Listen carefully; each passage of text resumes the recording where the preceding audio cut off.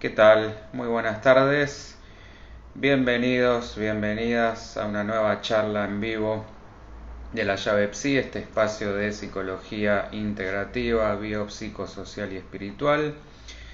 Una vez más, aquí estamos hoy para hablar de grandes casos, así como venimos haciendo en distintas secciones que venimos abarcando, tanto temáticas ya anunciadas como grandes mitos, grandes casos, lo que nos toca hoy, y la semana que viene el ping-pong de preguntas y respuestas con aquellos temas, propuestas, cuestiones que ustedes traigan. De paso ya voy tirando la consigna, que vayan animándose a proponer de qué quieren que hablemos la semana que viene.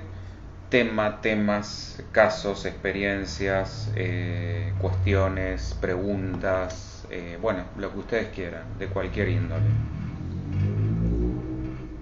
Para quienes aún no nos conozcan, les invito a que nos sigan por las redes, Facebook, Instagram, TikTok, canal de YouTube, donde se pueden suscribir en forma gratuita para ver todos estos videos de todas las charlas, y también van a encontrar otras cuestiones como meditaciones, relajaciones, que también abarcan una filosofía integrativa, esto es desarrollando el mindfulness o la atención plena, en conjunción con otro tipo de meditaciones, algunas más de índole espiritual, otras simplemente focalizando en lo que es el abordaje del estrés.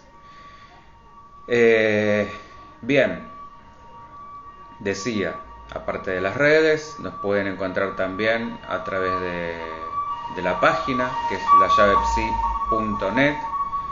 Ahí van a tener un panorama muchísimo más amplio de cuál es el abordaje, y como decía, van a encontrar todos los videos subidos, además de cursos, especializaciones, formaciones, tanto para gente del ámbito de la salud mental como público en general que busque conocimiento y recursos, herramientas para el desarrollo personal.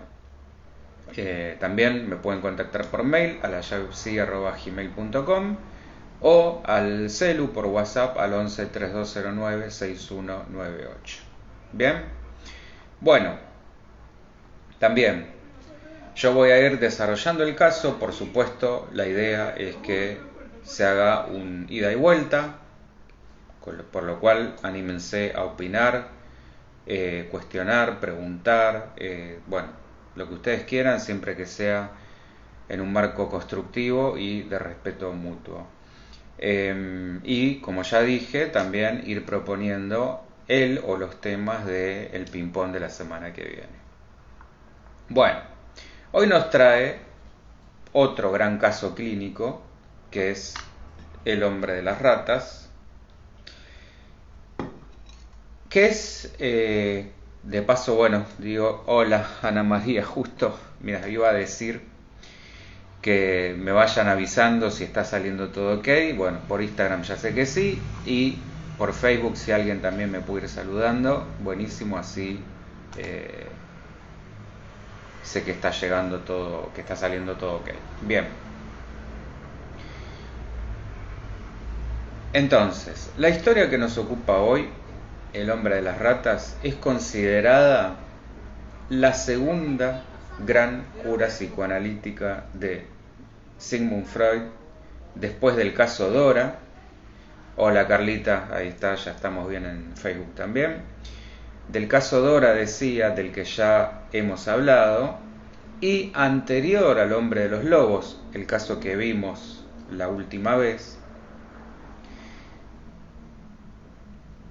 Y además de haber sido en esta oportunidad un caso exitoso, como no había sucedido, ¿se acuerdan? Justamente con Dora, sus críticos dicen que se trata de su obra mejor estructurada y de mayor rigor lógico. Ahora vamos a ir viendo por qué. Para dar un poco de contexto, estamos hablando de que corría el mes de abril de 1908 en la ciudad de Salzburgo, esto es en Austria, y encontramos a un Freud exponiendo frente a un auditorio de 42 psicoanalistas de todo el mundo, y donde la exposición trataba de, a propósito de un caso de neurosis obsesiva, así se llamaba, este abordaje que publicaría luego, un año después, en 1909, y que hace mención del caso justamente que nos reúne el día de hoy. Jung, discípulo, hasta ese entonces todavía no se habían peleado, de Freud, quien reunía todas las condiciones para seguir su legado, bautizó esa jornada como el primer congreso de psicología freudiana. En el libro que formaría parte este caso, que se iba a llamar Observaciones sobre un caso de neurosis obsesiva, Freud descubre cómo se crea y cómo se sostiene esta patología, la patología obsesiva, algo que hasta ese momento no se conocía. Bueno, ¿de quién estábamos hablando? Este paciente era un joven jurista vienés de 29 años que se llamaba Ernst Lanzer, que estaba recién egresado de la carrera de Derecho y que a su vez era un oficial militar. Padecía obsesiones que lo venían aquejando desde niño y que se habían intensificado en los últimos 4 años, al punto que había perdido 2 años de la carrera y no encontraba la forma de aliviar esos síntomas a pesar de haber seguido varios tratamientos. Llega Freud después de identificarse con varios conceptos que leyó en otro de sus textos, Psicopatología de la vida cotidiana. Los primeros atisbos obsesivos de este paciente van a aparecer a la primera del método asociativo, que era justamente el método que estaba empezando a desarrollar Freud, porque Lanzer contaba que cada vez que se sentía atormentado por algo, solía visitar a un amigo íntimo al que le preguntaba insistentemente si ese amigo lo despreciaba y si pensaba que era una mala persona. Por supuesto, este amigo se lo negaba y afirmaba lo contrario, pero en esa dinámica Freud ligó una transferencia entre el amigo bueno y el psicoanalista. Lanzer lo que buscaba en Freud era quien lo absolviera de alguna manera de sus pecados, como si fuera una suerte de sacerdote. Y las obsesiones más recientes tenían que ver con la instancia o el examen final de su carrera, pero si hacemos un raconto de todas las obsesiones, nos vamos a encontrar con temor de que le pasara algo al padre o a la novia, que esto ahora lo vamos a desarrollar. Impulsos compulsivos de cortarse la garganta con una navaja. Contar hasta un número determinado entre el relámpago y el trueno cuando había una tormenta. Correr alrededor de la habitación en un momento específico del día y tener que salir también a correr a pesar del calor que hacía al mediodía, con el sol del mediodía y sin llevar sombrero. Ahora, ustedes se preguntarán, bueno, ¿por qué? ¿A qué título viene esto del hombre de las ratas? Bueno, esto se debe a que cuando estaba cumpliendo el servicio militar, un capitán bastante al que podríamos atribuir características bastante sádicas, le contó que en China existía un castigo horrendo por el que a la persona condenada se le adaptaban las nalgas a un recipiente por el que se le metían varias ratas en el ano. ¿Y qué pasó con esto? Lancer asoció inmediatamente este castigo a su novia y a su padre. Ahora vamos a ir viendo por qué surge esta idea junto con otros miedos irracionales, ideaciones suicidas y todo tipo de supersticiones.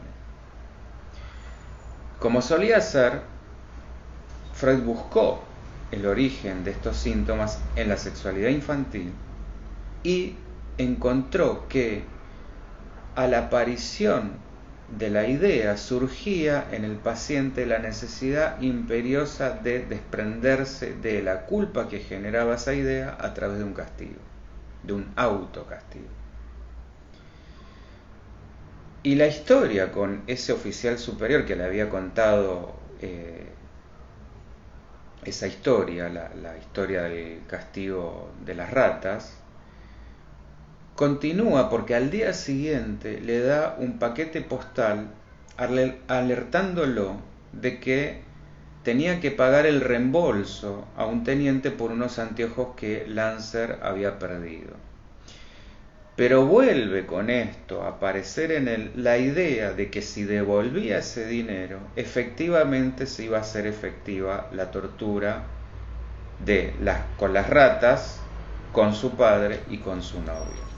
Era tanto el temor a ese castigo que el viaje que hace en tren hasta la oficina de correos lo sume en una tortura mental de tal calibre que se ve atrapado en un dilema entre bajarse en cada estación o continuar.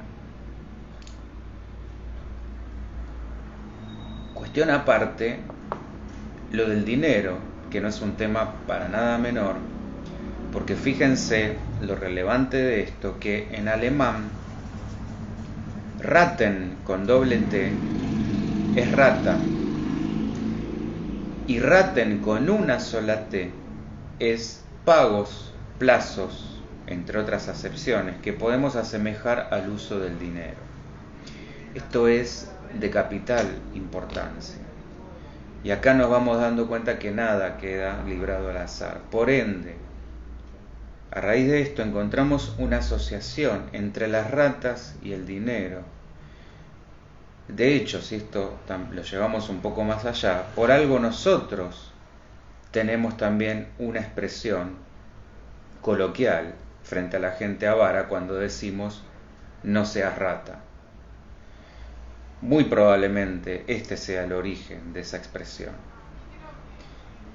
Pero volviendo a las experiencias infantiles tempranas, a medida que avanzaba este método asociativo freudiano por excelencia, Lancer va a recordar un episodio a los 12 años, cuando, enamorado de una niña que no le correspondía, tuvo la fantasía de que su padre se muriera para que ella le diera más atención. De niño, otra jovencita lo había incitado a pasar su mano bajo su falda y tocar sus partes íntimas, y este fue el germen de su obsesión de ver mujeres desnudas, porque simultáneamente le había producido mucha excitación y mucha culpa. La hipótesis, por supuesto, de un super yo cruel quedaba acá confirmada al creer que su padre ya muerto podía igual estar al tanto de todos sus pensamientos y de todos sus deseos. Hola Ernesto, ¿cómo va? ¿Venimos bien hasta aquí? ¿Se va más o menos viendo por dónde va la cosa? Una aclaración que quiero hacer en este punto es que las lógicas obsesivas no siguen precisamente un mecanismo racional. A veces podemos encontrarnos, y esto lo hemos visto ya con algún que otro caso, a veces, decía, un delirio puede estar mucho más estructurado y sonar hasta más congruente que algunas de estas obsesiones. Como, por ejemplo, estamos viendo en este caso que, lo que dije hace un ratito, esta lógica que operaba en Lancer de entender que si el padre moría, la niña que deseaba le iba a prestar más atención. Bueno, podemos suponer que quizá Lancer fantaseó esto desde un lugar de lástima, pero insisto en que no nos rebanemos el cerebro tratando de unir dos cuestiones totalmente separadas o desligadas, que es justamente lo que hace una patología obsesiva. Por eso son ideas irracionales. ¿Está? Bien. Dudas, preguntas, cuestiones, porfa, anímense. Y por supuesto que ante el deseo de la muerte del padre, viene luego la culpa y la vergüenza, y si se acuerdan lo que venimos viendo con el tema de los mitos, en esto de que el inconsciente no distingue entre hacer y desear, que para el inconsciente todo es acto, por lo tanto, Freud esto lo va a explicar con su maestría, que a una intensa corriente afectiva le corresponde otra de una intensa corriente afectiva consciente, le corresponde otra de odio reprimido inconsciente. Y van a ser estas dos fuerzas que pugnan por prevalecer y que siempre van a estar juntas. Entonces esa hostilidad reprimida se agazapaba en nuestro paciente en sus ideaciones suicidas, como una vez que su novia lo tuvo que dejar para ir a cuidar a su abuela, y el primer arrebato de Lancer fue desear la muerte de la abuela y luego matarse, o desear igualmente la muerte de un primo que la coqueteaba, deseo que él se sancionaba saliendo a correr de una manera frenética hasta que no podía más, y desear después tirarse desde un precipicio. Otras obsesiones relacionadas con ella tenían que ver con ponerle siempre una gorra si salían, por ejemplo, a navegar, para que no le pasara nada. Y esto, fíjense que viene a colación de que cuando él salía a correr, en cambio, lo hacía sin gorro y, como dije antes, para peor, al mediodía, cuando el sol pega más fuerte. Y que también, acuérdense, esto otro, de que en medio de una tormenta eléctrica tenía que contar hasta cierto número entre el trueno y el relámpago para que no pasara nada terrible. Bueno, esto va describiendo de una manera u otra cómo opera justamente la psiquis de un trastorno obsesivo.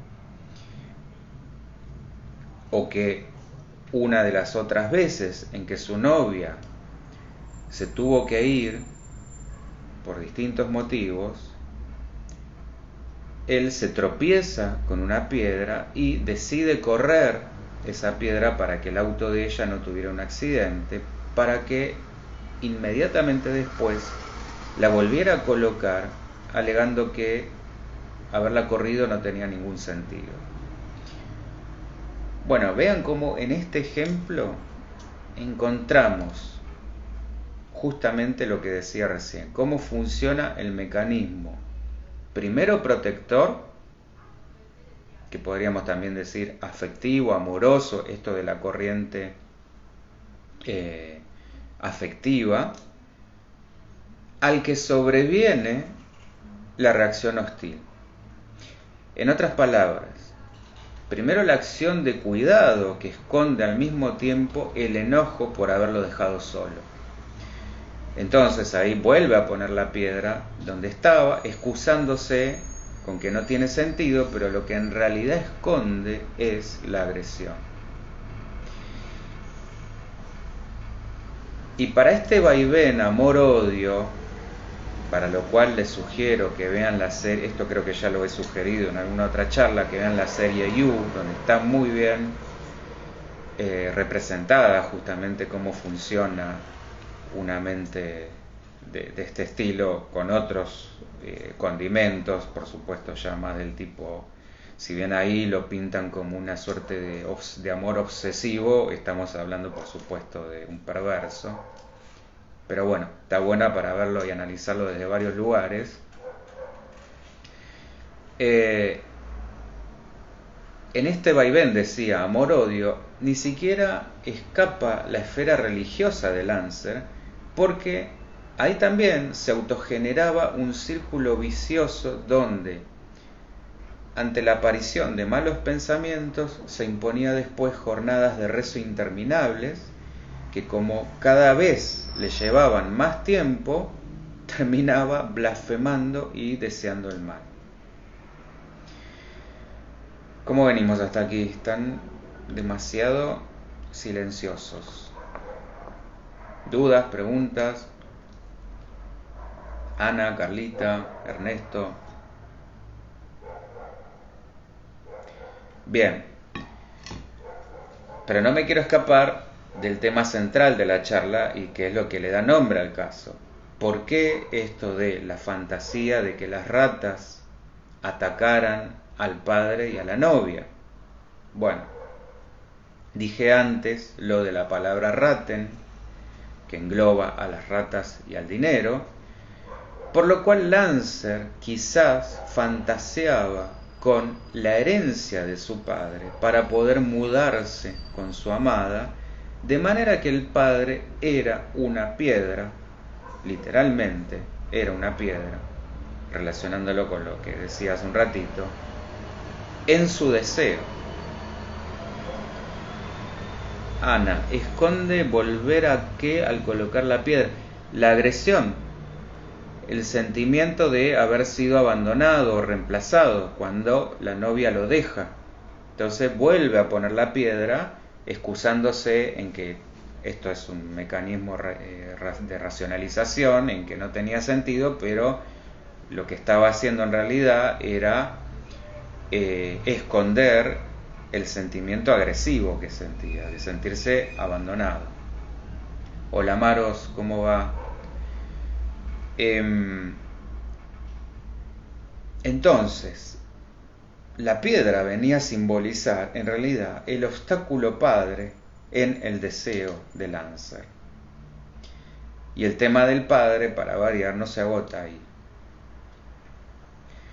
Es todo un capítulo, como venimos recorriendo con Edipo, con Tótem y Tabú, con el viaje del héroe de Jung, entre otros mitos y arquetipos, porque Lancer se va a reprochar la muerte del padre, que estaba enfermo grave de enfisema, porque la noche en que muere él se queda dormido estando a su cuidado, lo que por supuesto lo llena de culpa, al punto que esperaba encontrárselo en cualquier parte, en cualquier rincón. Pero además esto le hizo recordar una novela que había leído en la que la protagonista cuidaba justamente de su hermana y al mismo tiempo, de vuelta esta dicotomía, o de vuelta estas dos cuestiones en paralelo, del cuidado y el desprecio, porque la protagonista cuidaba de su hermana y al mismo tiempo deseaba su muerte porque secretamente deseaba a su cuñado. ¿Cómo termina la historia? Bueno, cuando justamente la hermana muere, se suicida por haber deseado su muerte, culpándose de haber deseado su muerte. Y acá vuelvo a esto que para el inconsciente no se diferencia el deseo de el acto. O, sí, bien digo. Bien. Otros recuerdos le van a traer la cara más violenta del padre, que lo castigaba con dureza Bueno, él cuenta en las distintas sesiones, una vez que lo sorprende masturbándose, e incluso habla de, bueno, fíjense acá de vuelta otra cuestión, haciendo alusión a traumas sexuales, pero incluso también cuenta de un recuerdo difuso donde hay un supuesto disparo que pudo haber sido real o fantaseado a su hermano, del que también estaba celoso. Al fin y al cabo, vuelvo con esta idea de que el padre siempre había resultado ser una piedra para el desarrollo sexual de nuestro paciente. Y cualquier manifestación que iba apareciendo en ese aspecto desplegaba el castigo de este padre internalizado en la psiquis de Lancer como fantasma. En otras palabras, sexo para él equivalía a matar al padre. Lo que Lancer no entendió es que esto debía hacerse simbólicamente y no literalmente. ¿Está? ¿Cómo venimos hasta acá? ¿Se va entendiendo o resulta complejo? Bueno, de la misma manera, dentro del análisis simbólico de Lancer, para eso también recalco la funcionalidad que venimos viendo de los mitos, las ratas equivalían a niños. Esto, por supuesto, desde el trabajo asociativo que iba haciendo Freud, ¿no? Y viendo los distintos significantes o la cadena de significantes. Esto equivalían a niños que roen, que muerden, que son sucias, que son glotonas, que son agresivas y que son castigadas por justamente la mano del hombre. De la madre no sabemos, Carla, no aparece en el relato de este sujeto. Eso es interesante porque a veces justamente las omisiones o las ausencias tienen mucho más peso que las presencias. Bien que lo traes, es todo un tema ese justamente, porque sí, no hay mención de la madre, con lo cual también nos dice mucho. Porque por el contrario de lo que hemos visto en otros casos donde hay demasiada presencia de la madre y poca o nula del padre, acá vemos todo lo contrario.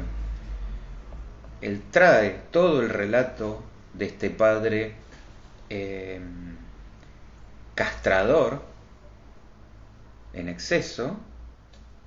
Fíjense cómo vamos yendo para distintos extremos.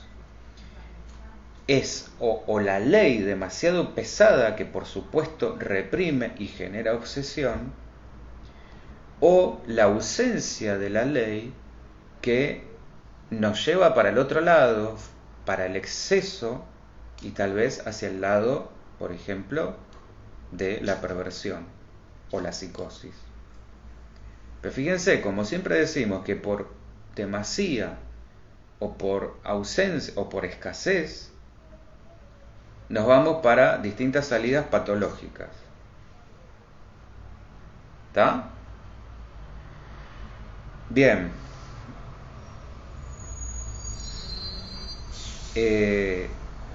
Incluso se me está ocurriendo que hasta podríamos hacer una asociación de la rata o las ratas con la madre, pero bueno, esto es más mío que de lo que sabemos del caso. Nos tenemos que remitir a los elementos que tenemos del caso.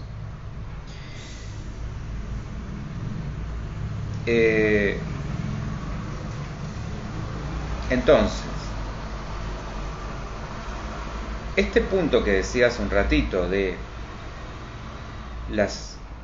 todos estos significantes que va teniendo la rata para este paciente, cobra una muy especial relevancia porque, o causalidad, la novia de Lancer no tenía ovarios y no podía a raíz de esto tener hijos, Por lo cual, aunque su parte consciente nunca lo admitiera, había otra inconsciente que sentía aversión, rechazo por su esterilidad, y de ahí la fantasía de las ratas, cuya dinámica era exactamente opuesta, si esto lo pensamos, al parto. No salen, entran, y no lo hacen por la vagina, sino que lo hacen por el ano. Por eso decía también esto de la asociación con la madre. Y respecto a lo que dije antes de la devolución del dinero, hay un plus, porque a quien se lo debía no era en realidad ningún teniente, sino a una empleada de la oficina de correo, que también, o causalidad, era joven, linda y para colmo fértil. Por ende, devolver ese dinero implicaba en su mente reemplazarla por otra potente. ¿Y por qué digo potente? Digo esto porque podía darle hijos, que era un producto prueba de su amor. Ana María, ¿vos por qué dirías rata equivalencia madre? Bueno, es una especulación, por supuesto me lo reservo como especulación del caso. Por esto de la ausencia, pensemos qué otros atributos se nos pueden ocurrir de la rata. La rata es escurridiza, se esconde, es astuta, es acumuladora, bueno, y otro tipo de acepciones. Me llama mucho la atención esto que trae justamente Carla, que es de una enorme significación, que es ¿dónde está esta madre? Está me la puedo imaginar especulando en una madriguera de la que no sabemos, y como hasta hilando, en esto también de las obsesiones, hilando cosas o tejiendo cosas que también desconocemos cuáles son. Carla, la rata se esconde, se hace la muerta, sí. No sabemos con qué va a salir. Es todo esto. Y justamente acá no sabemos nada. Además de estos atributos que decíamos antes, ¿no? Que puede ser en esto del deseo, ¿se acuerdan la charla que hemos tenido sobre aquello que quiere una mujer? Donde si esto está sin justamente el límite que viene a significar el padre o la función paterna o el hombre, puede ser absolutamente voraz, al punto de devorarse justamente a sus propias crías. Bueno, y eso también lo podemos relacionar con lo que decíamos de agresiva, de morder, de roer, bueno, todo eso. Y también llamativo como quedó en este sujeto ese temor al castigo que le cuenta este oficial militar, donde está todo como absolutamente invertido de lo que debería ser un parto,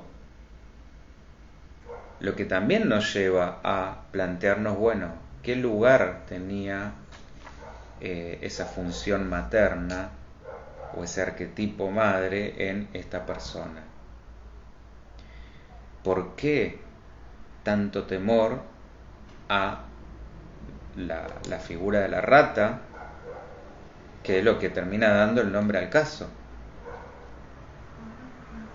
Algo ahí, algún nudo evidentemente ahí hay. Bien,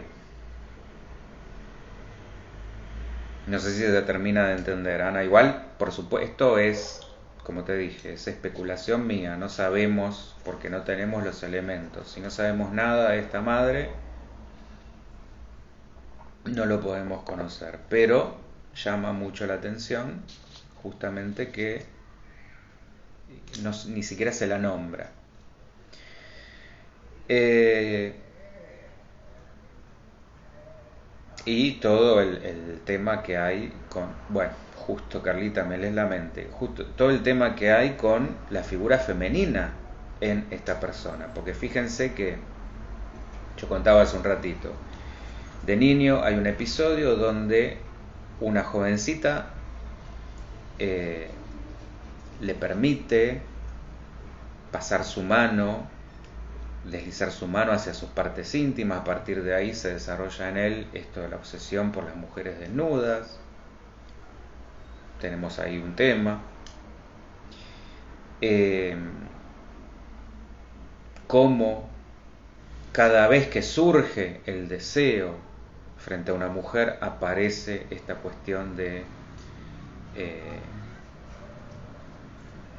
el temor implantado muchas veces por el padre. Pero esto que dice Carla, rata femenina, ¿qué sucede ahí con la cuestión de la madre? ¿Qué sucede ahí con la cuestión femenina?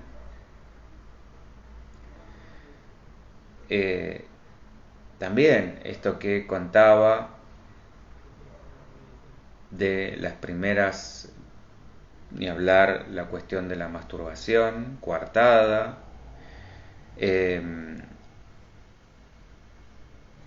ni hablar lo que contaba de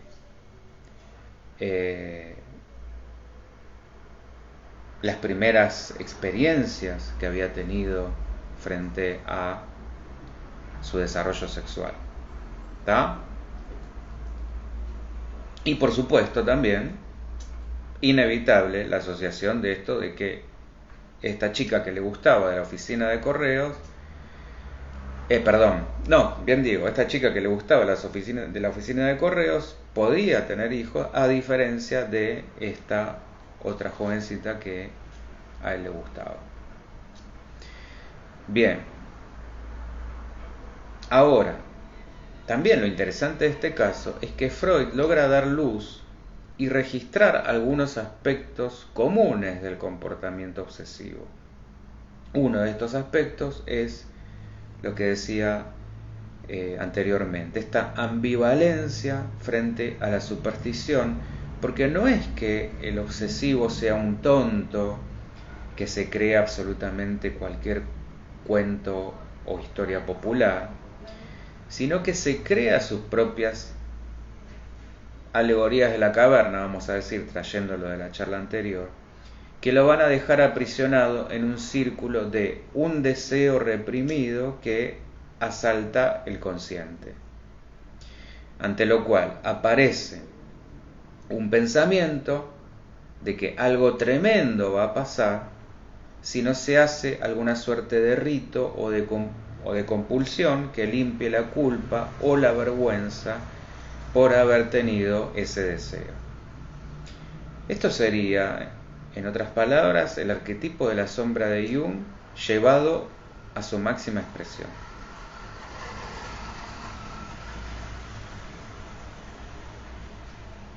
Y esto se ve también en esa ambivalencia amor-odio, o, siguiendo la línea de Jung, en el arquetipo luz-sombra, porque al no integrarse lleva a una disociación de la personalidad, donde por un lado vamos a tener al sujeto bueno, de buenos deseos y amorosos deseos, y por el otro al sádico y al perverso. En el medio queda un yo totalmente empobrecido que se las tiene que ver con todo tipo de rituales irracionales, contar, lavar, correr, corroborar distintas cosas, ejercitarse, bañarse, rezar, entre otras, en general tienen que ver con una sensación de estar sucio. Hay algo de lo que hay que desprenderse. Ese algo es la culpa, el asco y la vergüenza, que se tratan de poner en el otro, por fuera del sujeto. Y hasta que esas cosas no se asuman como propias y se integren, se termina creando como una suerte de personalidad alterna. Esto también está muy bien graficado en una película que tengo en la punta de la lengua y no me sale ahora el nombre.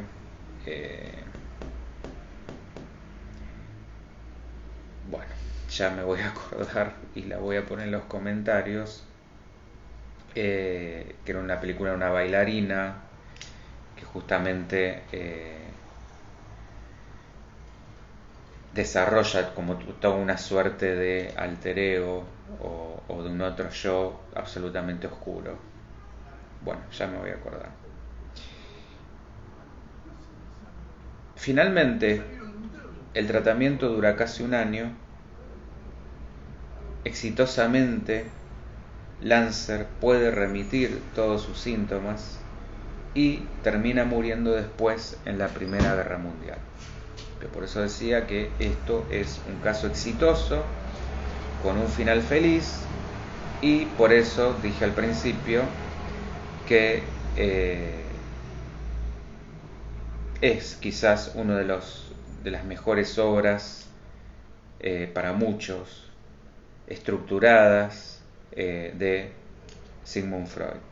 El Cisne Negro, exacto. Muchísimas gracias, Ana. Gracias por haberme leído la mente. Sí, esa película. Muy recomendable. Sabes que tenía hasta la figura del cisne, pero no me salía el nombre. Gracias. Y es también excelente el ejemplo para explicar lo que Jung llama el arquetipo justamente de la sombra. ¿Estamos? Bueno, dudas, preguntas. ¿Se entendió, Ana, lo de esto de la teoría de la rata madre?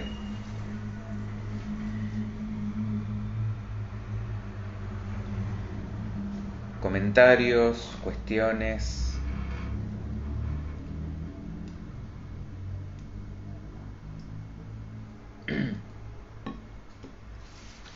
¿Quedó todo claro?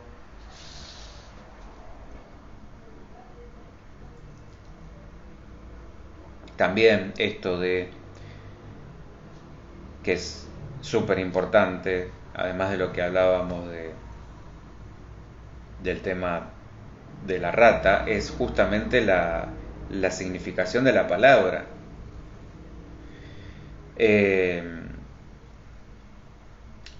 Y yo lo que quería decir antes era esto de, yo daba este ejemplo de esa jovencita que lo había incitado a pasar su mano por debajo de la pollera. No nos olvidemos tampoco de esta niña que no lo correspondía cuando él tenía 12 años, y él lo asocia inevitablemente con que el papá se va a morir. Esto también es tremendo. Que uno diría, ¿por qué? ¿Qué relación hay lógica de que si esta chica no le daba atención, el padre se muriera? Bueno, esto es lo que hace la obsesión de juntar cosas absolutamente separadas. Por eso son pensamientos irracionales. Acá también podemos especular con, bueno, quizás él suponía que si se moría el padre, que esto también es mío, esa niña iba a sentir lástima y desde ese lugar él iba a captar su atención. Especulación pura, pero igual es absolutamente irracional. Carla, el acto obsesivo repetitivo encubre miedo a la castración. Bueno, ¿qué preguntita te trajiste?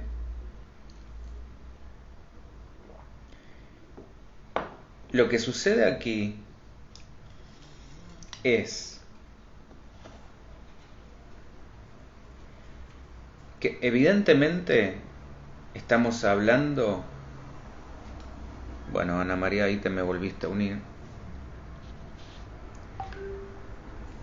No sé si se te cortó en el Instagram o qué, pero me apareciste de vuelta. Bueno, esto que traes, Carla, es súper importante.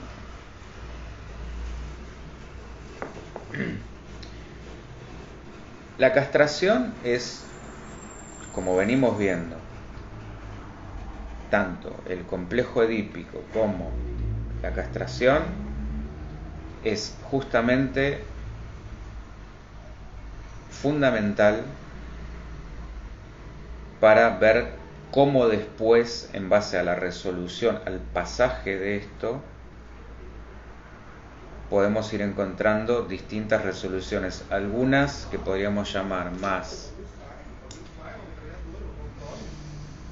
sanas, vamos a decirlo así, y otras más patológicas.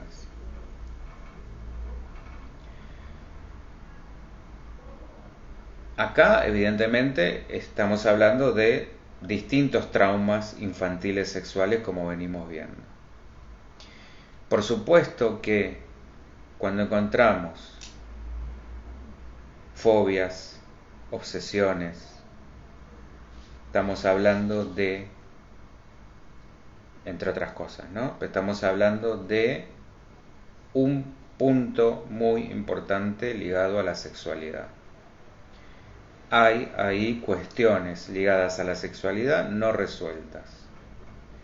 ¿Cómo se manifiestan? Bueno, en este caso estamos viendo justamente a través de las obsesiones. ¿Cómo logra la curación este paciente? Bueno, justamente pudiendo vérselas, afrontando estas cuestiones hacia donde Freud lo va llevando desde el método asociativo,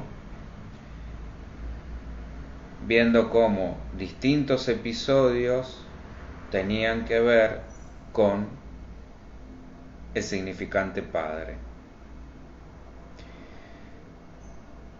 Y sí, en este caso, por supuesto, venía permanentemente el miedo a la castración paterna. Fíjense cómo yo fui enumerando. El padre lo descubre masturbándose, corte.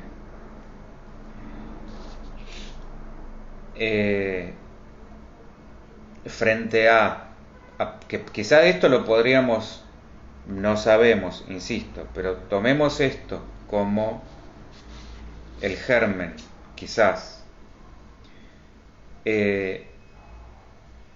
Aparece la atracción por esta otra jovencita cuando él tenía 12, aparece esta idea, este temor de que el padre se muera. Así es como se va construyendo este pensamiento obsesivo. Entonces, cada vez que se pone en evidencia el deseo, aparece esta otra cuestión en paralelo de que algo tremendo va a pasar, como si hubiera algo sucio relacionado con eso, algo pecaminoso, por lo cual él se tiene que llenar de una serie de ritos, que es lo compulsivo, para que eso finalmente no suceda, por más irracional que sea. Es como un precio que hay que pagar. Y por supuesto, mientras queda atorado en ese círculo, el deseo no se consume. Esta es la trampa o el engaño de esos actos obsesivos. Pero sí, por supuesto que respondiendo a lo que vos estás preguntando, en este caso estamos hablando de eso. Y vuelvo a este punto, ya sea por exceso o por falta. Siempre son las dos cuestiones, cualquiera de los dos polos. Si estaríamos hablando de falta, quizás hubiera ido para otro lado el trastorno. ¿Está? Bien, no sé si quedó respondida la pregunta, Carlita.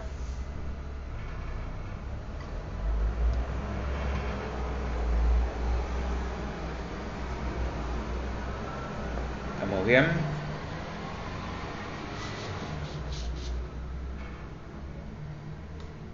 Bien. Y fíjense, lo interesante de esto es que por más que el padre ya estuviera muerto, el padre internalizado que queda en esta persona sigue ejerciendo esa castración. Es decir, ¿cómo? A través de un super yo. Acuérdense que una vez pasado el complejo de Edipo, lo que se forma justamente es el super yo, que es como una representación de la ley dentro nuestro. Ahora, si esa ley es demasiado severa, como en este caso, termina generando patología. Termina volviéndose una suerte de, bueno, fíjense la figura, acá hablábamos de militar, una suerte de militar, una suerte de sargento, una suerte de dictador interno. Te dice, no, si haces esto, o, vamos a decir de otra manera, esto es pecado, esto está mal. Acuérdense que el super yo es esa suerte de moral interna. Esto está mal, por lo cual mereces, por lo cual sos culpable y por lo cual mereces un castigo. Cuando hay una culpa, automáticamente viene un castigo. ¿Está? Entonces, el trabajo de Freud apuntó justamente a desenmarañar estas cuestiones, que él no tenía por qué seguir pagando culpas de cuestiones que no tenían absolutamente nada, que estaban lejos de estar en su control, y supongo, porque tampoco tenemos esa información, que fueron trabajando con, de alguna manera, ir templando ese super yo, potenciando por el contrario el yo. Por eso yo hablaba de un yo que quedaba totalmente empobrecido frente a ese super yo. ¿Está? Carla, miedo a su propia muerte. Bueno, interesante esto. ¿Por qué traes esto, Carlita? Hola Sandra, ¿cómo va? Llegaste para el final, pero bueno, igual queda grabado. Esto lo podés volver a ver en cualquiera de las redes, en YouTube o en la página. Me quedé con esto de el miedo a la propia muerte. A ver, Carlita, si lo podés desarrollar, ¿para dónde apuntabas con esto?